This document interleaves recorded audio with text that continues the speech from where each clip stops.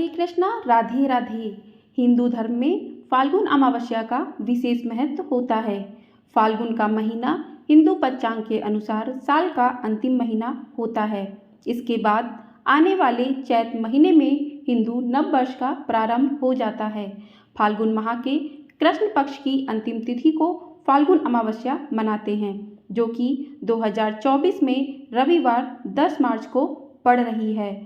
अमावस्या तिथि प्रारंभ होगी 9 मार्च दिन शनिवार शाम 6:17 पर और समाप्त होगी 10 मार्च रविवार दोपहर 2:30 पर।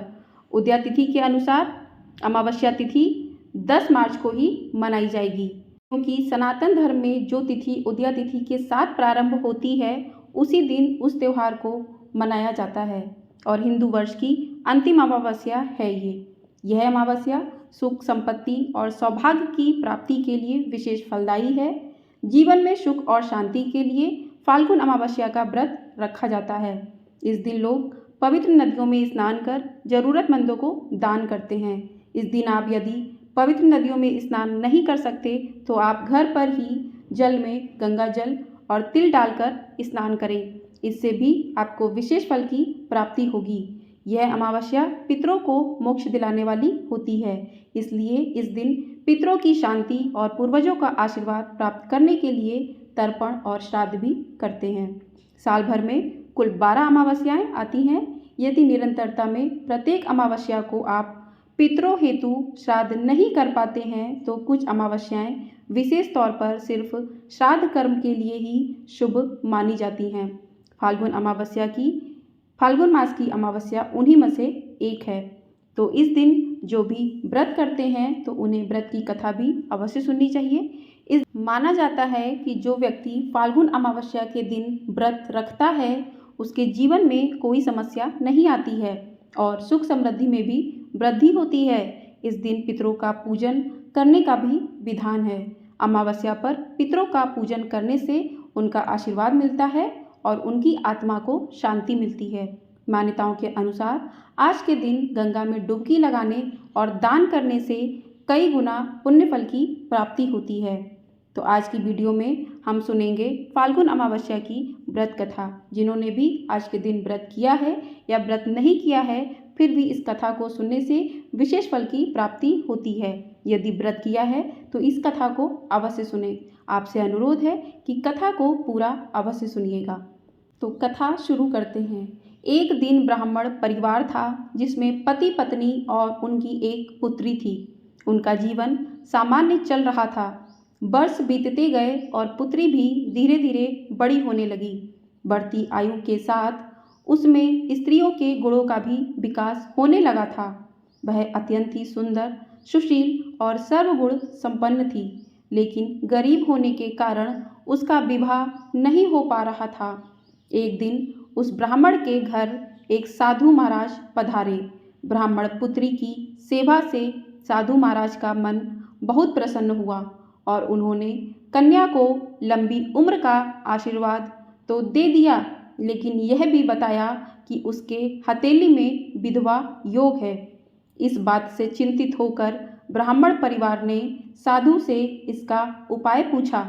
तब साधु ने कुछ देर विचार करने के पश्चात अपने ध्यान के आधार पर बताया कि कुछ दूरी पर एक गांव में सोना नाम की धोबिन जाति की एक महिला अपने बेटे और बहू के साथ रहती है। वो बहुत ही संस्कारों से संपन्न तथा पति परायण और निष्ठावान है। यदि यह कन्या उसकी सेवा करे और इसके विवाह में वह महिला अपनी मांग का सिंदूर लगा दे तो इस कन्या का विधवा योग मिट सकता है। साधु ने यह भी कहा कि वह महिला कहीं आती जाती नहीं है। यह बात सुनकर ब्राह्मणी ने अपनी बेटी से धोबिन की सेवा करने की बात कही। अगले दिन कन्या प्रातःकाल उठकर सोना धोबिन के घर चली गई और फिर प्रतिदिन वह धोबिन के घर की साफ सफाई और अन्य सारे कार्य कर अपने घर वापस आ जाती थी। एक दिन सोना धोबिन अपनी बहू से पूछती है कि तुम तो सवेरे उठकर सारे काम कर लेती हो और पता भी नहीं चलता। तब बहू ने कहा, माँ जी, मैंने तो सोचा कि आप ही प्रातः उठकर सारे काम खुद ही खत्म कर लेती हैं। मैं तो देर से उठती हूँ। इसके बाद दोनों सास बहू निगरानी करने लगीं कि कौन है जो सवेरे ही घर का सारा काम करके चला जाता है। कई दिनों बाद धोबिन ने देखा कि एक कन्या प्रातः घर में आती है और सारे काम करने के बाद चली जाती है। जब वह जाने लगी तो सोना धोबिन उसके पैरों पर गिर पड़ी और पूछने लगी कि वह कौन है जो इस प्रकार छुपकर उसके घर में काम करती है। तब कन्या ने साधु द्वारा कही गई सारी बात बताई। सोना धोबिन पति परायण थी, उसमें तेज था, इसलिए वह इस बात के लिए मान गई। सोना धोबिन के पति थोड़े अस्वस्थ थे, इसलिए उसने अपनी बहू से अपने लौट आने तक घर पर ही रहने को कहा। सोना धोबिन ने जैसे ही अपनी मांग का सिंदूर उस कन्या की मांग में लगाया, उसके पति की मृत्यु हो गई। थोड़े समय बाद उसे इस बात का पता चला कि वह घर से निर्जल ही चली थी। यह सोचकर कि रास्ते में कहीं पीपल का पेड़ मिलेगा तो उसे भंवरी देकर उसकी परिक्रमा करने के बाद ही जल ग्रहण करेगी। उस दिन अमावस्या थी। ब्राह्मण के घर मिले पुए पकवान की जगह उसने ईंट के टुकड़ों से 108 बार भंवरी देकर पीपल के पेड़ की 108 बार परिक्रमा की और उसके बाद जल ग्रहण किया। ऐसा करते ही उसका पति वापस जीवित हो गया। इसलिए माना जाता है कि इस दिन व्रत आदि करने से पुण्य फल की प्राप्ति होती है। तो अमावस्या के दिन जो भी व्यक्ति सच्चे मन से अमावस्या का व्रत करते हैं तो उनकी मनोकामनाएं पूरी होती हैं और उन्हें पुण्य फल की प्राप्ति भी होती है। तो इस प्रकार से फाल्गुन अमावस्या व्रत की कथा पूर्ण होती है। अब जान लेते हैं कि इस दिन आपको किन की पूजा करनी चाहिए। आप सुबह जल्दी उठकर स्नान आदि से निवृत्त होकर भगवान शिव और विष्णु जी की पूजा आराधना कर सकते हैं। इस दिन आप पीपल के पेड़ की परिक्रमा जरूर करें और उस वहाँ पर सरसों के तेल का दीपक अवश्य जलाएं। इस दिन आप पीपल का पेड़ भी लगा सकते हैं। यह इस साल 2024 में अमावस्या रविवार को पड़ रही है, तो रविवार को पीपल के वृक्ष के पास जाना अशुभ माना जाता है। इस कारण आप शनिवार को ही शाम को पीपल की परिक्रमा कर सकते हैं और वहीं पर आप दीपक भी जला सकते हैं। तो इस प्रकार से क्योंकि अमावस्या तिथि शनिवार को ही 6:17 से प्रारंभ हो जाएगी और ये रविवार तक रहेगी, तो शनिवार को ही आप ये उपाय कर लें। कहते हैं कि अमावस्या के दिन पीपल के पेड़ के नीचे दिया जलाने से और उसकी परिक्रमा करने से पुण्य फल की प्राप्ति होती है और सारी मनोकामनाएं भी पूरी होती हैं। इस दिन आप स्नान दान अवश्य करें। स्नान दान करने से कई फलों की आपको प्राप्ति होती है। आप इस दिन अपने घर पे ब्राह्मण को बुलाकर उनको भोजन भी करवा सकते हैं।